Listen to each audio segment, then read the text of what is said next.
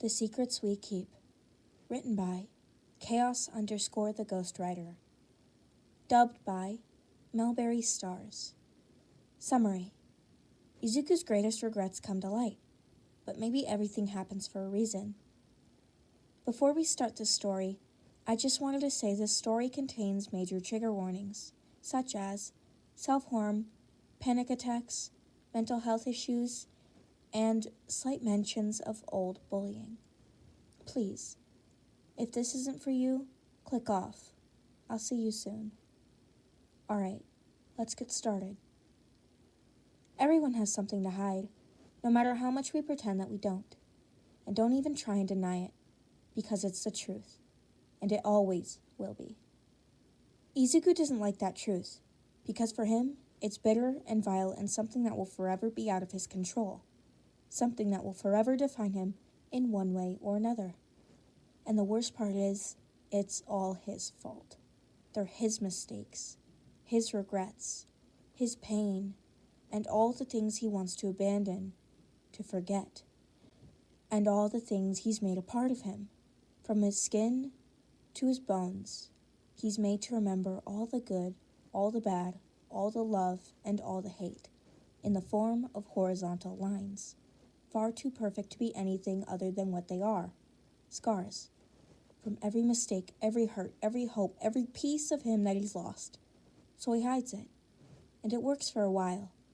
Well, that is, until it didn't. It was honestly a pretty normal day for him. He had just gotten out of his first class and into the changing room. He was just making his way to a private stall to change, as usual, when one person's voice changed everything. Well, of course, he didn't know that yet. "What are you always changing a stall, Midoriya?" Mineta snickered as he said it, his lisp shining through. Izuku stopped in his tracks. "What, are you shy?" Mineta pushed further, raising his voice. The words made him cringe. Now everyone was watching their conversation. Izuku could feel the shame creeping up on the back of his neck. God, even Kachan was watching. Not that the blonde would ever admit it. Still, Izuku stayed silent, because what could he even say? Kaminari jumped in at that moment. "Hey, there's no need to be shy, middle bro." Kirishima took that to join in too. "Yeah, I mean, we're all guys here." He laughed. Izuku's words were caught in his throat. He could feel his breath hitch. He felt pathetic. He never wanted them to find out. He was scared of what they would think of him if they knew. He couldn't handle them treating him differently. Or even worse, what if they told a teacher? What if he got expelled? "What, you got something to hide?" Mineta spoke once again, his laughter fading into the background. That's what caused the final piece to crack. It doesn't matter that he probably meant it as a joke because it's true, and now everyone would know. So as much as he hates himself for it, he can't hold back the tears any longer, so he starts to cry. The friendly atmosphere quickly shifts. Everyone just stares, which makes Izuku feel even worse. He feels so weak. He's gasping for air now. Like, 1 minute he could breathe and the next, well, it was like someone decided to turn off all the air on Earth, except no one else seemed to be affected, so he knew it was just his body messing with him. It's somehow even worse when people were staring at him in confusion, because now they were crowding him, speaking to him. Not that Izuku could even hear anything over the thudding of his heart. He knows he's having a panic attack. This isn't even the worst he's had, but everyone's making it so much worse. He backs up against the wall, covering his ears, simultaneously pulling and tangling his fists into his hair, desperately trying to calm himself down, to make something, to stop making a fool out of himself, to somehow play this whole thing off. His cheeks are stained and his nose is running. He's sure that he looks like an absolute mess, which makes the feeling of all those scrutinizing gaze increase tenfold. He squeezes his eyes shut tight. He wants to get away, to hide. He stays like that for a while, stuck in his own head, real life just a distant memory. He's honestly unsure of when he sat down on the floor, but he realizes it when someone joins him. And they don't say anything, just sit. and they make an effort to let their presence be known to him. Izuku appreciates it. Then, the person places their hands over their own, slowly and carefully untangling his hands from his hair, a gentle touch grounding him. Izuku focuses on his breath, trying to slow his heart rate. Eventually, he opens his eyes. The first thing he notices is people. Well, lack thereof. Now, unlike before, the room is empty. Izuku feels a small weight lifted off his chest. The second thing he notices is the familiar crimson eyes gleaming in worry. They sit in a comfortable silence for a bit, the blonde's eyes analyzing him. Though, Izuku really doesn't mind. He doesn't have the energy to. Where is everyone? His voice comes out scratchy and raw, and the other teen just ignores it. I told him to get the fuck out. I mean, them fucking smothering you clearly isn't helping. The boy scoffed. Izuku didn't help but smile, the familiarity coaxing him.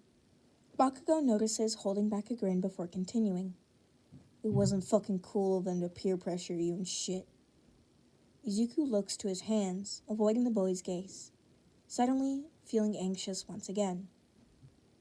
Yeah, he murmured. Bakugo took a breath. Why did you freak out, though? Izuku stays silent. Look, I know you don't like to fucking talk to me if you don't want to, but it's like really not that big of a deal for you. Izuku cut him off without realizing his words. What? Bakugo blurted. It's not that big a deal for you. Izuku clarified, figuring it's too late to make an excuse now, though still refusing to make eye contact. The idea of where this is heading is causing tears once again to vacate his eyes.